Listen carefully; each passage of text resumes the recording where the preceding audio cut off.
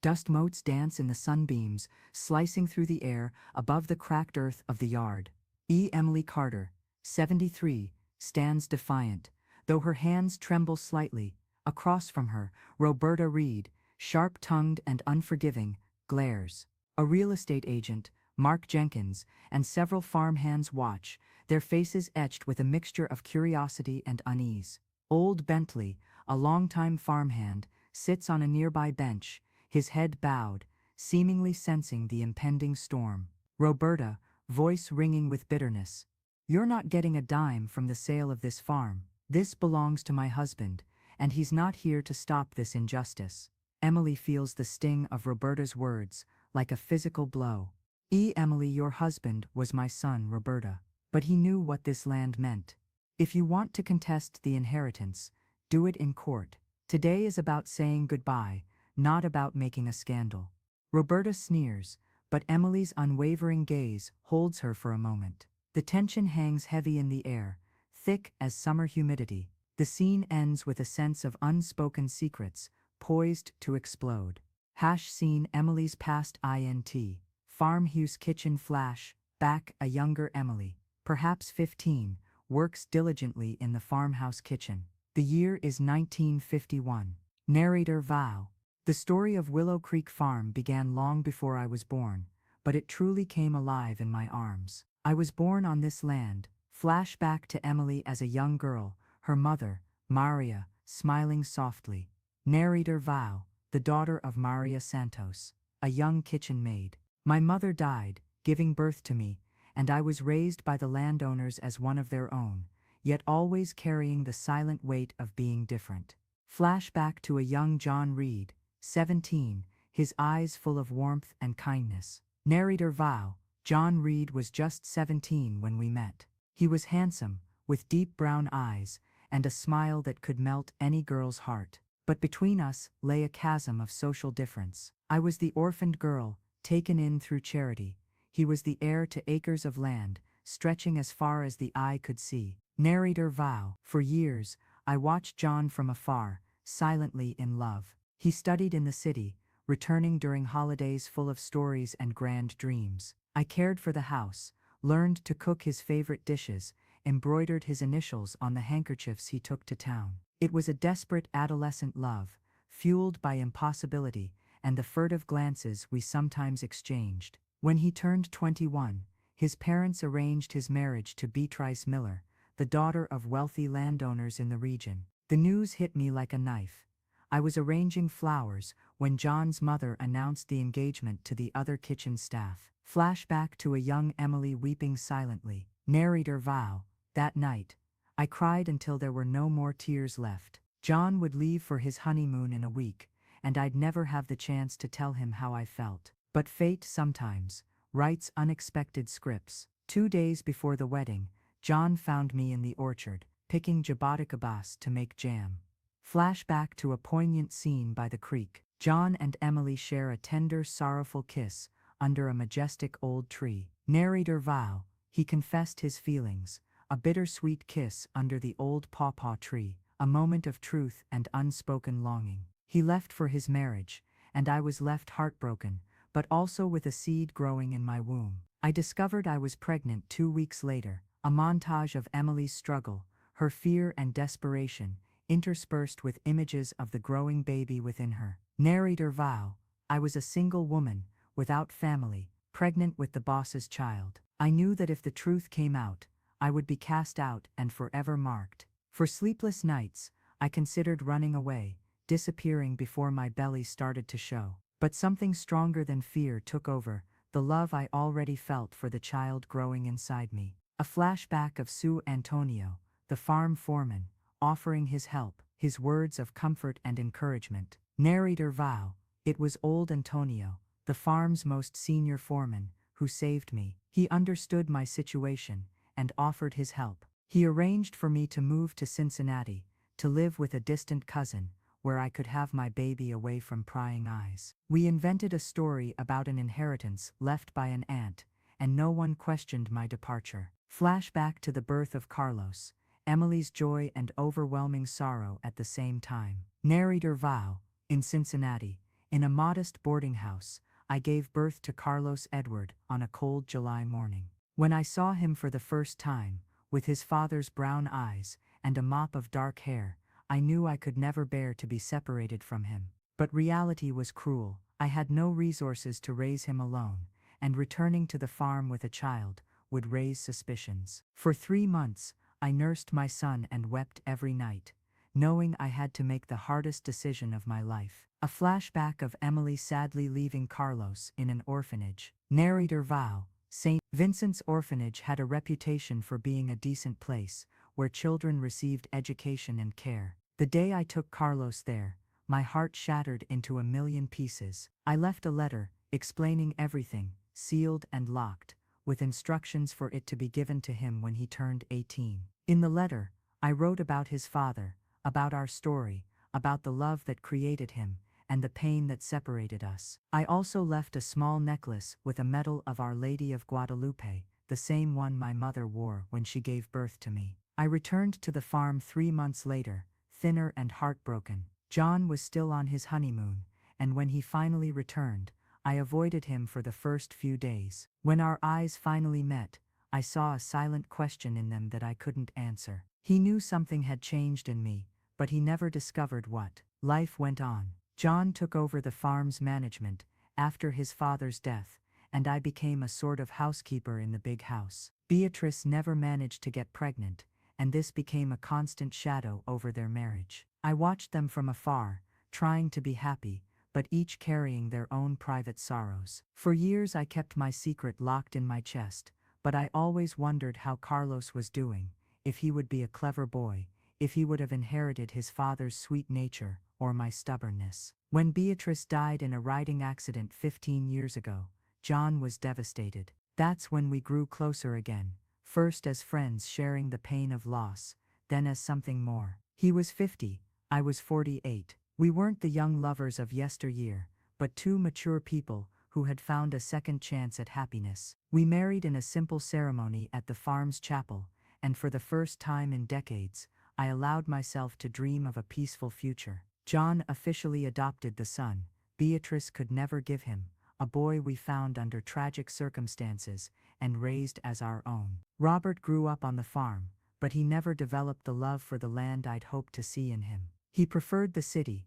business, a life far from the dust and sweat that built our legacy. When he married Roberta, an ambitious and sharp-tongued woman, I knew my peaceful days were numbered. Roberta always treated me with a false politeness, but I felt her thinly veiled contempt. To her I was just a country girl who had gotten lucky marrying the boss. She didn't understand that I hadn't married John out of self-interest.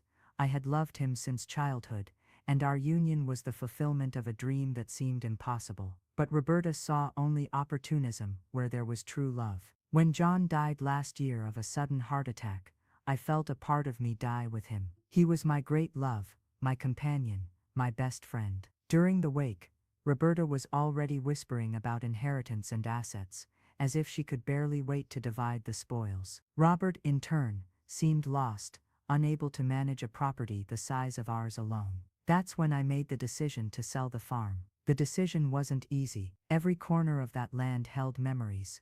The orchard where John kissed me for the first time, the porch where we spent afternoons talking about plans for the harvest, the bedroom where we slept together for all those years. But I was getting older, and maintaining a property of that size required an energy I no longer had. It was better to sell it and share the money with Robert than to see it deteriorate from neglect. That's when I sought out Henry Toledo, a real estate agent known in the area for his discretion and honesty. He had handled several significant sales in the area and enjoyed a good reputation. During our first conversation, he seemed genuinely interested in the farm's history, asking questions about the property's origin and the markers that defined its boundaries. "Mrs. Carter," he said, "a property with this history deserves to find the right owner. I'll make sure that happens." What I didn't expect was for Roberta to show up on the day of the final inspection, ready to cause a scandal. She had spent weeks trying to convince Robert to contest my decision to sell, claiming that I had no right to dispose of her husband's inheritance. "The farm belongs to Robert," she said,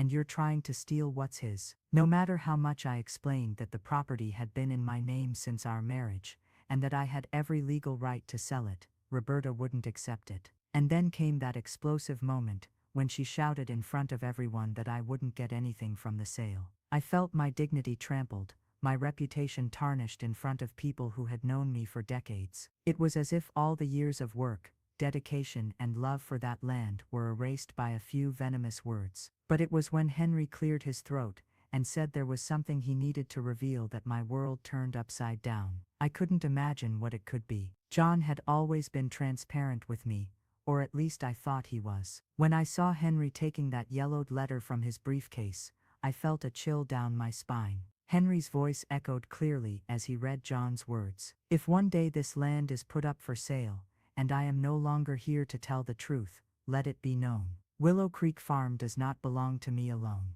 There's a piece buried in it that no one knows, not my wife, not my son. There's a life I left behind, and an heir who was never acknowledged. What I did was out of love, but also out of fear. Now, let everything come to light. My heart pounded. John knew. Somehow my husband had discovered the truth about Carlos, but how? And why didn't he ever tell me anything? The questions multiplied in my mind as Henry continued to reveal details that left me increasingly bewildered. A DNA test, a name I hadn't heard in over 30 years, Carlos Edward de Lima. When I noticed someone sitting quietly on the porch, someone no one had noticed until then, my legs went weak. He was a middle-aged man, of simple appearance, but with those unmistakable brown eyes. It was Carlos, my son. The baby I had given up for adoption was there, a few feet from me after all these years. If you're following this story and are moved by true accounts of overcoming adversity and life-changing discoveries,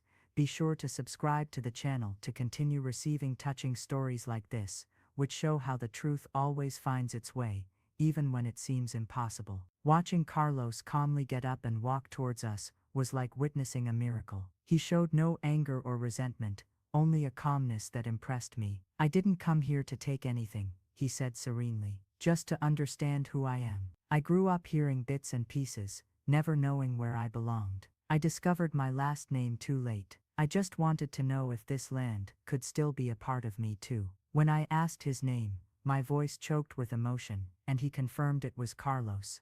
I felt a whirlwind of emotions. It was as if all those years of silence and pain finally made sense. You have his eyes, I whispered, and I saw tears welling up in his eyes too. At that moment, Roberta was completely in shock, unable to process what was happening. Henry then dropped the final bombshell. John had left a revised will, recognizing Carlos as his son, and allocating 50% of the property to him.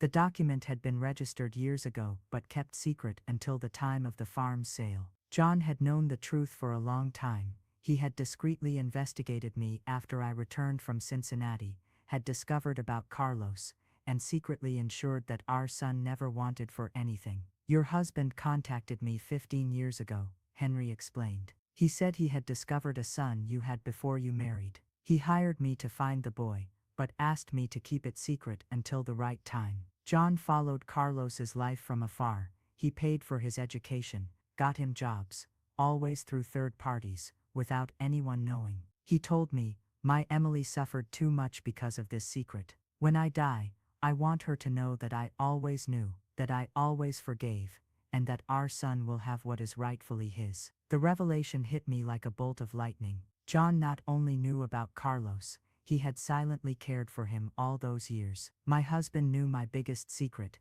and instead of confronting me, chose to protect both me and our son. It was an act of love so profound that I could barely comprehend its magnitude. Carlos approached me slowly, as if afraid to break the magical moment. For years I wondered why my mother had abandoned me, he said. It wasn't until I read your letter, at 18, that I began to understand. And when I discovered that my father had secretly cared for me, I understood that I had been loved all along, even from a distance. I reached out to touch my son's face, the boy I had held for only 3 months, but whom I had carried in my heart my whole life. Forgive me, I whispered. Forgive me for leaving you. Carlos took my hand and smiled, the same smile as John's, but with a gentleness all his own.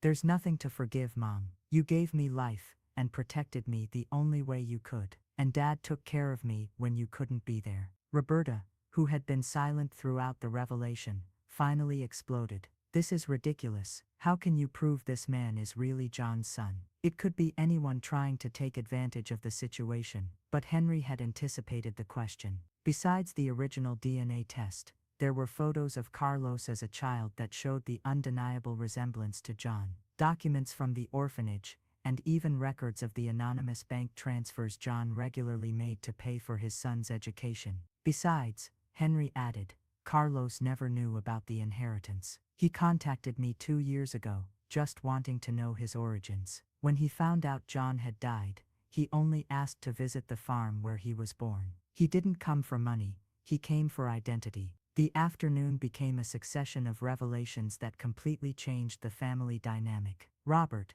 who until then had supported his wife's arguments, was visibly confused. "So, I have a brother?" he asked, looking at Carlos as if seeing him for the first time. "A half-brother," Carlos gently corrected, "and I just want to meet the family I never had. I didn't come to fight for anything." But the revelations weren't over. Henry still had one last surprise. "There's one more thing you need to know," he said, pulling another document from his briefcase. John left specific instructions on how he wanted the inheritance divided. Emily gets 40% of the farm and can decide whether to sell her share or keep it. Carlos receives 40%. Robert gets the remaining 20%, in addition to all the family's movable property and bank accounts. Roberta was livid. 20%? What's this? Robert is the only legitimate son. But Henry was implacable. Robert was adopted, ma'am. Legally, all children have equal rights. But John chose to favor Carlos for all the years he was deprived of family life. It's a fair and legal decision.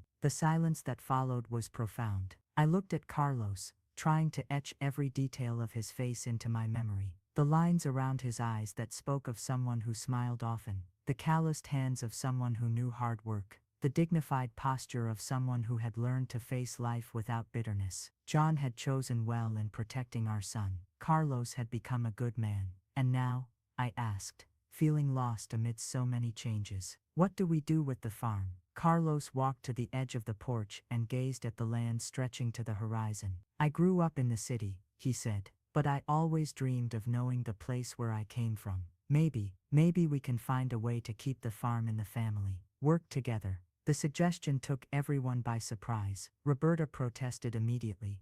Robert won't work on the farm. He has a college degree. He has other plans. But Robert, for the first time in years, contradicted his wife. Actually, Roberta, I've always felt lost trying to manage the farm alone. Maybe with Carlos, maybe we can learn together. From that moment on, the family dynamic changed completely. Roberta, realizing she had lost the battle, became increasingly isolated and bitter. She couldn't accept that her plans to sell the farm and live luxuriously on the money had been thwarted. Over the following weeks, she made several attempts to contest the will, but all the documents were perfectly legal and registered. Carlos, on the other hand, proved to be a transformative presence. He had studied agronomy and worked in rural cooperatives, bringing modern knowledge that could revolutionize the farm's productivity. More importantly, he brought a youthful energy and a passion for the land that I hadn't seen since John's time. In the weeks that followed the revelation, I spent hours talking with Carlos, recovering the 30 lost years. He told me about his childhood in the orphanage, about how the letter I had left helped him understand his origins, about the studies he had managed to complete thanks to the mysterious money he received regularly. I always knew someone was looking out for me, he said. I prayed every night, thanking my guardian angel for protecting me. I never imagined it was my own father. I also discovered that Carlos was married and had 2 children, my grandchildren. Mariana was 8 years old, and Pedro was 6. When I met them, my heart overflowed with joy. They had the bright eyes of happy children, and the natural curiosity of young explorers. Grandma Emily, they called me from the first day, as if I had always been a part of their lives. Carlos's wife, Helena, was a sweet and hard-working woman, a primary school teacher who showed no interest in the inheritance but was genuinely happy to see her husband finally reunited with his family of origin. Carlos has always been a complete man, she told me, but I felt something was missing. Now I know what it was, His roots were missing. Robert, initially reluctant, began to develop a respectful relationship with Carlos. They began to work together in managing the farm, each contributing their specific skills. Robert handled the financial and commercial aspects, while Carlos took charge of production and agricultural innovation. It was touching to see how the two brothers, who had grown up without knowing each other, began to form a solid partnership. Roberta, however, couldn't adapt to the changes. Her bitterness grew each day, and she created such a hostile environment that Robert finally made a difficult decision. "Roberta," I heard him say one afternoon, "you need to choose: either you accept my family as it is, or we'll have to rethink our marriage." It was a courageous ultimatum, from a man who had finally found his own voice. Roberta chose to leave. She packed her things and returned to the city, making it clear that she didn't intend to be humiliated, living on a farm with bastards and country folk. Her departure brought a peace I hadn't felt in years. Robert was sad for a few days, but soon admitted he felt relieved. "Mom," he told me, "for the first time in years I can breathe easy in my own home." Willow Creek Farm began to flourish in a way I had never seen before. With Carlos's modern knowledge and the traditional experience I had accumulated over the years, we managed to implement sustainable agriculture techniques that increased our productivity without harming the environment. The employees, who were initially curious about Carlos's arrival, soon accepted him as a true boss. He worked alongside them in the field, knew every aspect of the land, and treated everyone with respect and dignity. Henry, the realtor who had kept the secret for so many years, became a dear friend of the family. He told us that John had been extremely specific in his instructions. "He wanted the revelation to happen exactly this way," Henry explained. "He said you needed to know that you were never judged or condemned for your choices, but understood and loved." During a private conversation with Henry, I discovered more details about how John had discovered the truth. He told me he always suspected something had happened during his absence in Cincinnati, Henry revealed. "But when you came back different, sadder, he knew he had lost something very important. It took years to put the pieces together, but when he finally found out about Carlos, he didn't feel anger. He felt proud to have a son with the woman he loved." The revelation that John had loved me long before I had imagined was overwhelming. All those years I felt guilty about keeping a secret. He too carried the weight of knowing the truth and not being able to talk about it. It was as if we had lived a whole life of true love based on mutual understanding, even without words. Carlos brought to the farm not only technical expertise, but also a human perspective that enriched our lives. He organized regular meetings with the employees to hear their suggestions and concerns, created an incentive program based on productivity, and most importantly, treated each person as a fundamental part of the farm's success. "A farm isn't just land and animals," he would say. "It's people working together for a common goal." Mariana and Pedro quickly adapted to country life. Watching them run along the same paths where I had played decades ago, climb the same trees, fish in the same creek, was like witnessing the renewal of a cycle I thought had been interrupted forever. They brought new life to parts of the farm that had been silent for a long time. One afternoon, while watching Carlos teach Pedro to ride horses in the same paddock where John had taught me, I felt a deep peace wash over me. All the pain, all the secrets, all the years of separation finally made sense. We had arrived at the place where we should always have been together, as a family, caring for the land that had united us from the beginning. Robert also flourished without Roberta's negative influence. He discovered a genuine love for country life and developed a special talent for negotiating and marketing the farm's products. Together, he and Carlos forged partnerships with restaurants and organic markets that multiplied our income. I never imagined it would be so rewarding to watch things grow. Robert told me one morning as we walked through the cornfields. Willow Creek Farm's transformation from a declining property to a prosperous and sustainable enterprise became an example in the region. We received visits from other producers interested in learning our techniques, and Carlos began giving lectures on family farming and rural succession. Our story of family reunification also inspired others in similar situations to seek their own truths. Helena adapted perfectly to life on the farm. She took over the local rural school and transformed it into an exemplary educational center where children learned not only traditional subjects but also about sustainability, respect for nature, and family values. Seeing my daughter-in-law working with the community children constantly reminded me of the importance of investing in future generations. Over the following months, I began to understand the depth of John's love for me and our family. He had created a silent network of protection that ensured not only Carlos's future but also the continuity of the farm and family unity.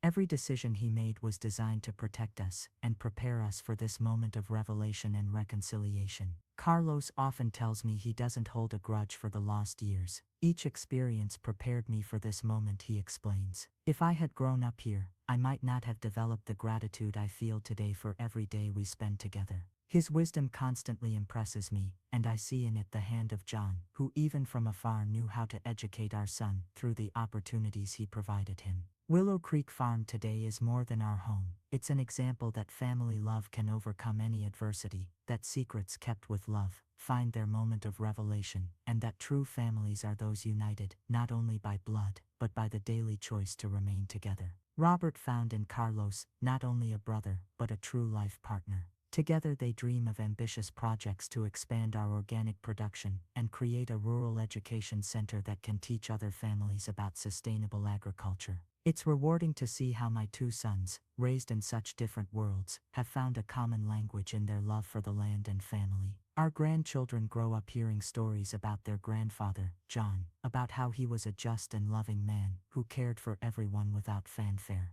They didn't know him in life, but they carry his legacy through the values we've instilled and the stories we tell. Mariana has already said that when she grows up she wants to be just like Grandpa John, who took care of people without them even knowing. Pedro wants to learn to ride horses like Grandpa taught Grandma when they were courting. This blessed land that saw us born, grow up, love, suffer, and be reborn continues to be the stage where we write our family history. Each sunrise brings new possibilities. Each sunset allows us to reflect on the blessings received. The fields that witnessed my first steps as an orphan girl now see my grandchildren running free and happy. The most profound lesson this experience taught me is that time doesn't erase true love. It transforms it, matures it, makes it wiser and stronger. The love I felt for John when we were young grew and multiplied over the years, creating branches that reached Carlos even when he was far away, that protected Robert even when he was lost, that united our family even when it seemed impossible.